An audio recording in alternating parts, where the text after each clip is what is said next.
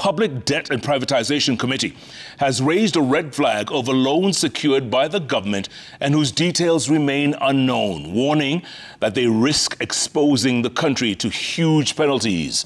The report, tabled in the National Assembly, revealed that between May of last year and April of this year, Kenya procured 19 externally financed loans from international creditors amounting to 213.24 billion shillings, of which less than 11% had been disbursed.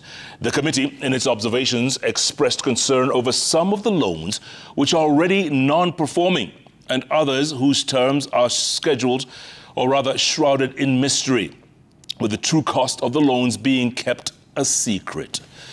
Let's begin our broadcast with our very own Chimtai Goween.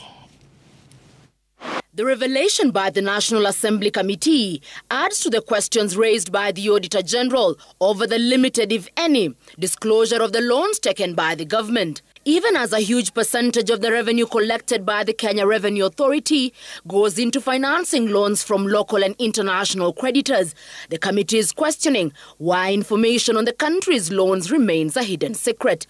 The committee's report due for debate in the National Assembly showing that 19 new loans totaling 213.2 billion shillings had been contracted between May last year and April this year.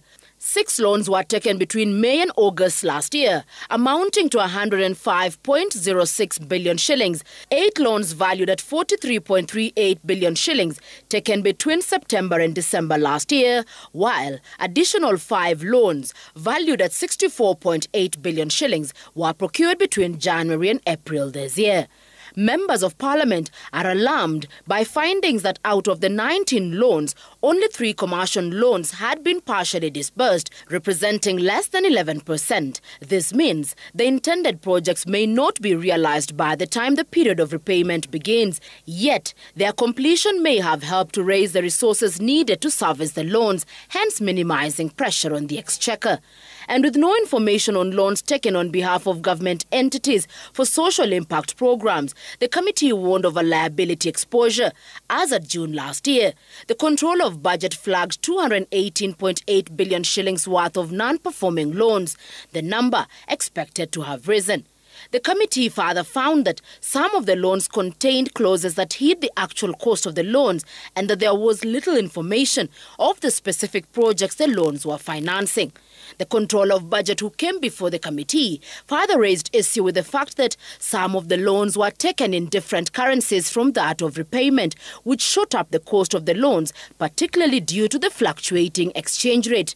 To facilitate an audit of Kenya's debt to ascertain if there was value for money, the committee recommended that the National Treasury digitize the loan approval and monitoring system to enhance transparency and accountability, and the Treasury should submit to the National Assembly full details of the list of projects the loan will be financing, the creditors, and the loan terms.